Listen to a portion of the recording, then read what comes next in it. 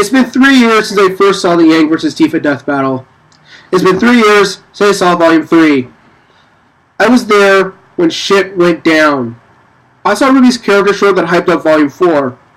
Sure, it was a glorified Red trailer, but I found it to be pretty freaking awesome. Like Darth Vader's hallway scene in Rogue One, it was just one character at their most badass. Volume 4 was what turned me into an actual fan as opposed to just a guy that watched the episodes.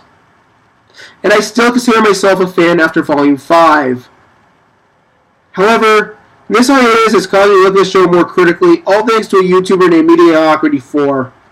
I'm thinking about this past volume and talking about it on Discord has caused me to go as far as making this. There are some things that happened in Volume 5 that made me nettled, to say the least. If you're fine with what I'm about to say, more power to you. I will say, I'm going to do my best and stay level-headed and not just rage like a maniac, even though this is labeled as a rant. Let's go. Cinder. Cinderfall is a wasted character. One thing I found myself thinking is that Volume 3 may end up being the show's peak. Sure, creator Monty Yoon died, and people still say the show isn't as good as it could be, and the fighting scenes have gone down several levels, and Volume 3 would be the test of how RWBY would manage. And people said that Volume 3 passed with flying colors. Why? It changed the game and course of the show forever, the villains wrecked shit, and it had the heroes reach rock bottom, and it was all thanks to Cinderfall. She stole the Fall Maiden powers. We will get to that. Orchestrated Beacon's fall. She gave a massive speech before she hit the fan. She killed Pia, and she could probably be pinned for Penny's death as well. She was terrifying. She was sinister. And then she got hit by Ruby Silver Eyes, lost her voice, lost her eye, got her arm replaced with a Grim Arm, got a hate border for Ruby, got her voice back, speared Weiss, fought Raven, fell down into an abyss, was frozen solid, and I presume her to be dead. Why do I say she's a wasted character? Well, there's the fact she died before either Ruby or John could really have a climactic one-on-one fight with her to avenge the death of those that they lost. Also, in Volume 4, they set her up training to get revenge on Ruby for the injuries inflicted on her. And what does she do when she sees Ruby again? She ignores her unconscious body, throws a spirit Weiss because reasons, and goes down into the vault, only telling her underlings to take Ruby to life because Salem's orders. Instead of just hurting Ruby some more and taking her to your evil lair where you can, I don't know, torture her, say that Ruby will die by her hands just like Summer did, gouge out one or both of her eyes to keep them as trophies, do what the internet would probably do with this scenario and keep Ruby alive to serve as her sex slave because internet, evil, and many people consider her to be an attractive woman. Instead, she goes out to someone some fans consider to be out of her league, and we don't know shit about her aside from her vague "I want power" motivation. Can we talk about that for a bit? Cinder wants power. That has to be the worst villain motivation I have ever heard in my entire life. I don't even think you can make that work if you're trying to be funny, like in an abridged series. Okay, sure Goku wants something similar, getting stronger to fight tough opponents, but he gets a pass because he's fighting for himself and he loves the thrill of it. Basically, he fights for the fun of it and the challenge, like a weightlifter looking forward to the day new maxes are recorded. Cinder, on the other hand, wants power because why? At least with a take over the world motivation, there's a tangible end where you can say that your goal has been reached. With wanting power, what's enough power for you? Cinder is basically a druggie going to different crack houses or street corners looking to get her next fix. Additionally, what's your backstory, Cinder? Sure, you can reveal too much, you can kill any and all speculation and not match expectations, but this went too far in the opposite direction. By revealing nothing about Cinder or where she came from, or why she follows Salem, or why she does what she does, I can't think of any way she's interesting. I can't come up with any headcanons or suggestions for others to think about. I have nothing, and it pisses me off. Adam Torres, you are the epitome of peaks in Volume 3. If the show doesn't end up peaking in Volume 3, you certainly did. You were tough. You had a blade that could take anything out in one strike. You told Blake you destroyed everything she loved and held dear. You cut off Yang's arm. You were in two characters' heads. And what happened afterward? You were taken out in one shot, and not even cooler at that. The swing you used to slice off Yang's arm like nothing was cool. And how Blake took you down was freaking pathetic. Why did this show disrespect you? And why did this show make you so goddamn toothless? You know what you are now, Adam Torres? You are that angsty kid from the early to mid 2000s that listened to Linkin Park and Sum 41 in their room, yelled at their parents to leave them alone, and just looked at a picture/drawing of Sasuke Uchiha and said how Sasuke was the only one who understood them. You certainly look the part. I'm sure if you're wearing some band shirt, there were some kids in my middle school and my high school where you'd blend in, you frickin' meatbag. Welcome to rock bottom.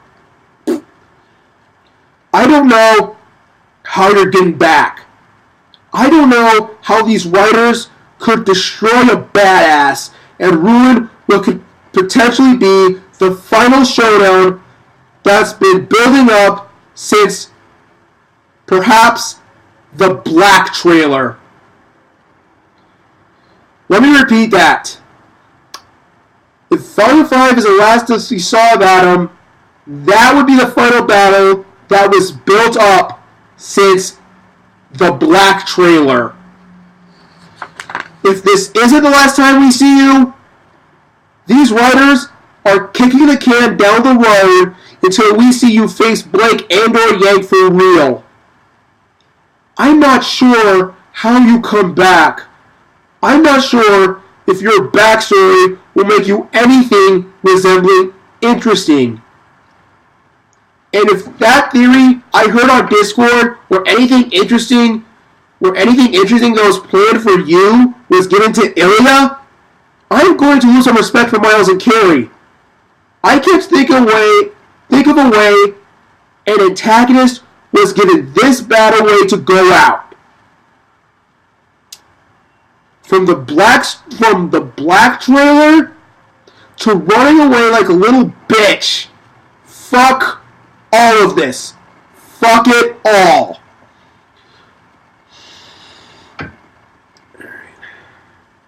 Raven. Hi, Raven. You got your own volume where we spent some time with you. Nice. Apparently, some reaction is mixed. Raven, I want you to meet prequels Anakin Skywalker.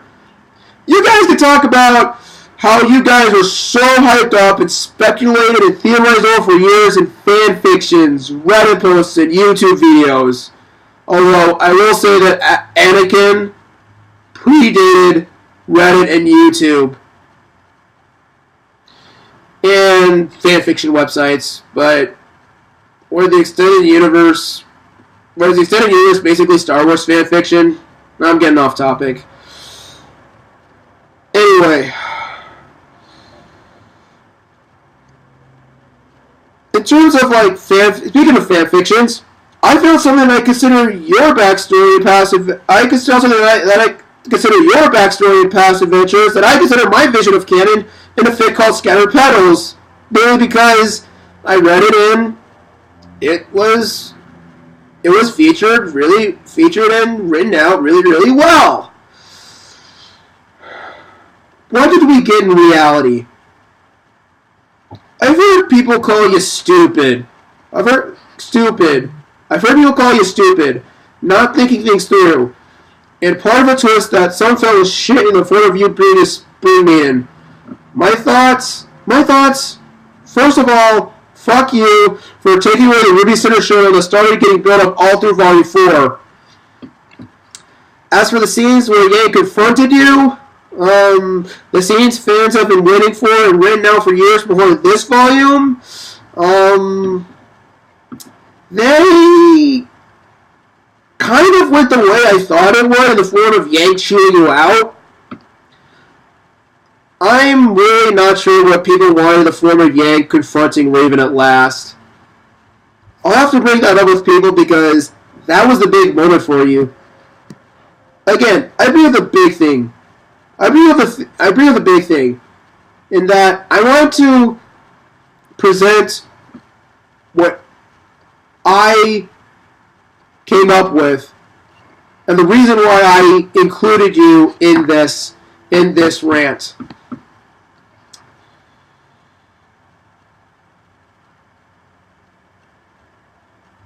Where is it? You were overhyped.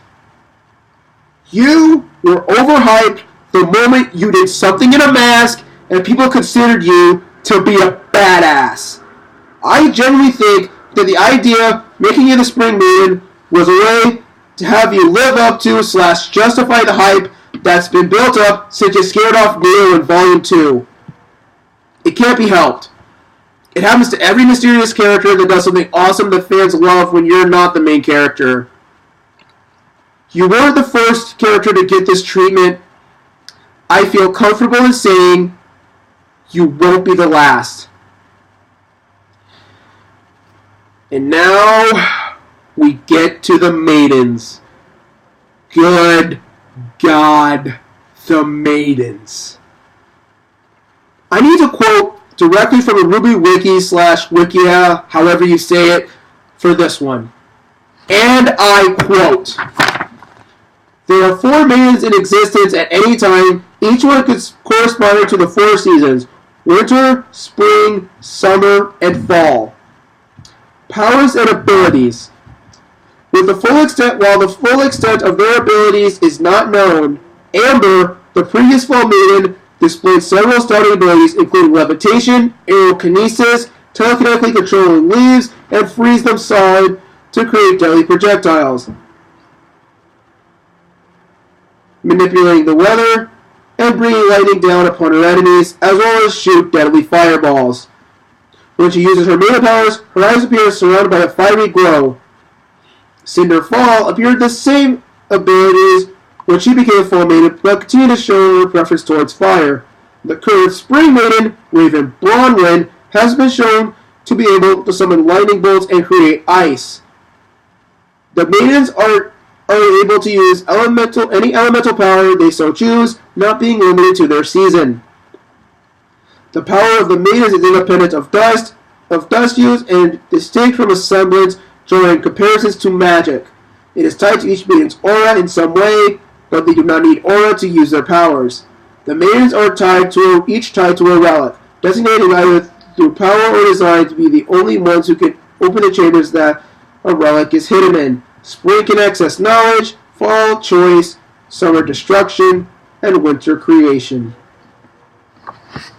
I went to the RWBY Wiki to look that up because I wanted to know exactly what they do before I started the process of writing this and going through with recording my feelings on video. And this was an eye-opener. When I first committed to this area of releases, I was going to talk about how I hate the maidens on a fundamental level. I still do. First, I hate how they make the world and the story and the lore of RWBY more complicated than it needed to be. I also hate how every plotline involving the maidens makes not just RWBY, but every member of Team RWBY and what's left of Team Juniper nothing but pawns in the chess game between Osmond and Salem.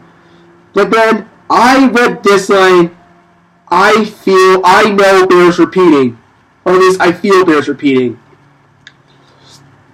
The maidens are able to use any elemental power they choose, not being limited to their season.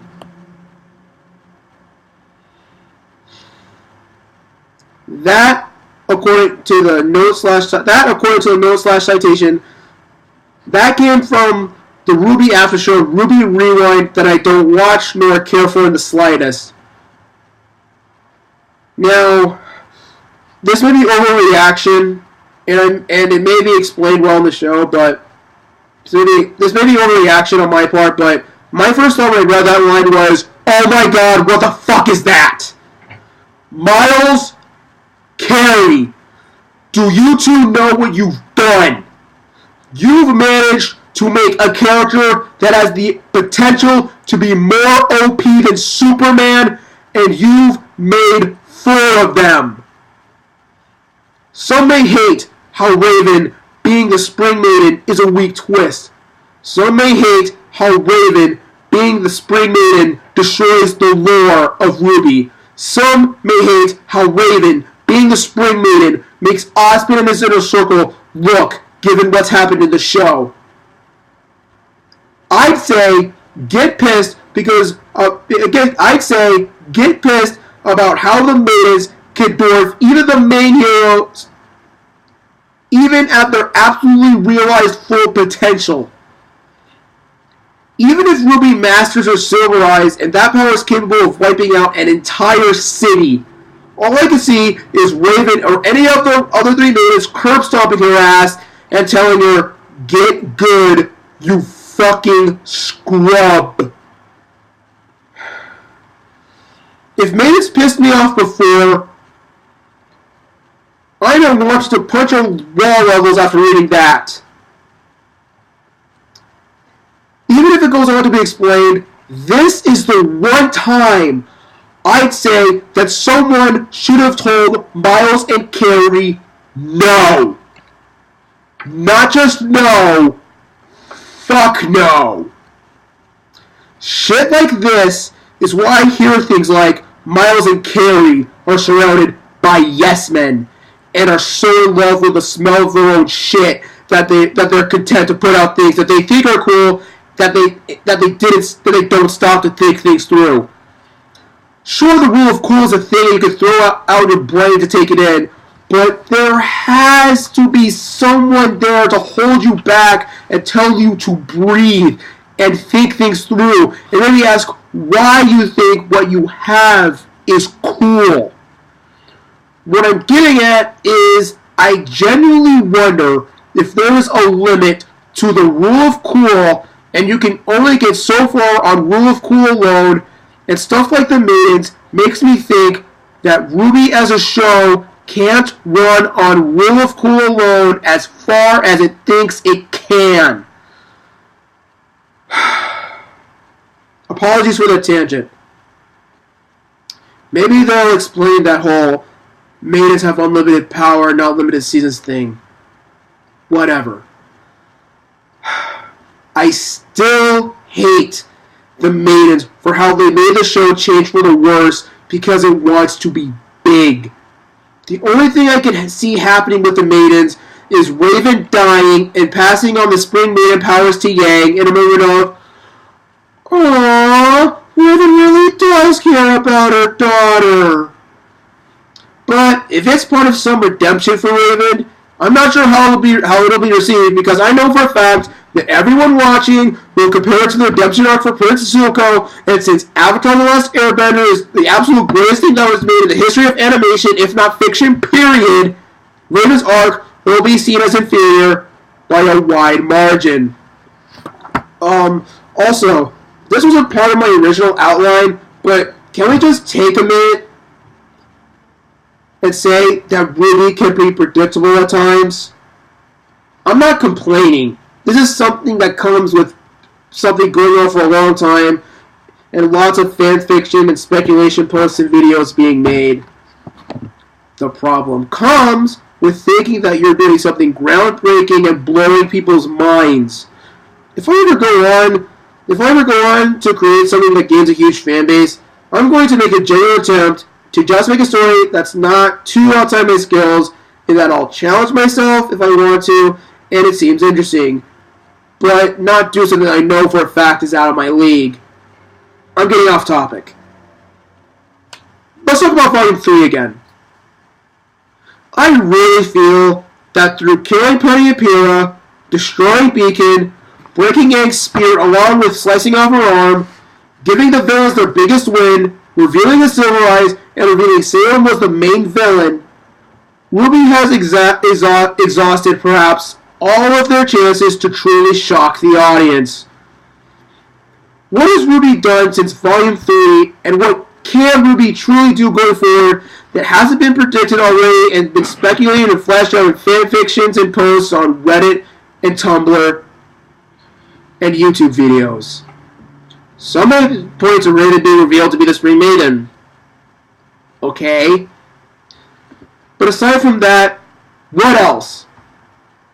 Let me see if I can predict the revelations that'll come thanks to being on Reddit, reading some fan fictions, maybe even seeing some fan art on Tumblr and DeviantArt. Alright, let's see. Summer's fate will be she died because she got involved in Osmond and Salem's chess game. Team Stark's backstory will be they were badasses and they were Remnant's version of Green Berets when they were huntsmen. Crow's drinking was brought upon and or driven to how we see him drink now is because he feels guilty over Summer dying. Weiss's mother Willow, going by fanfictions, she was a drunk. Speaking of Weiss, did anyone think she would die after she got speared in a cliffhanger? Being one of the title characters, kinda.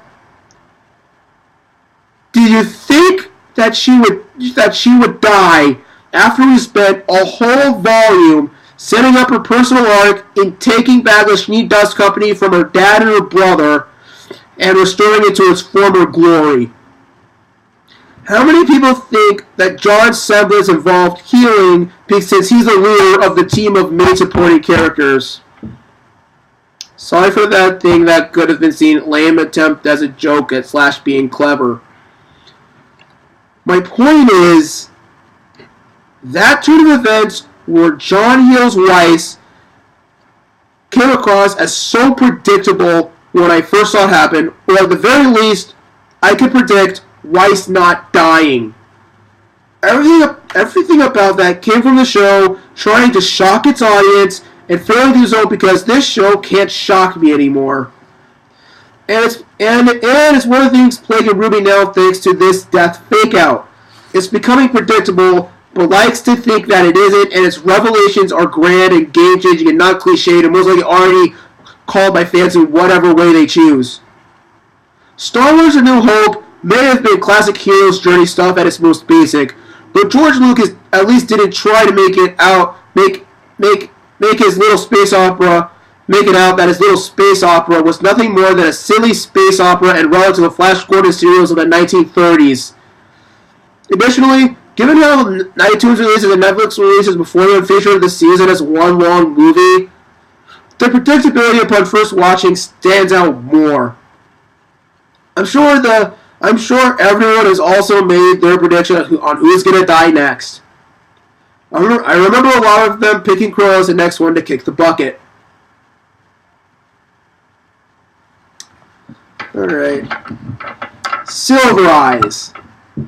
Now let's talk about Silver Eyes. When they were first introduced, it was awesome.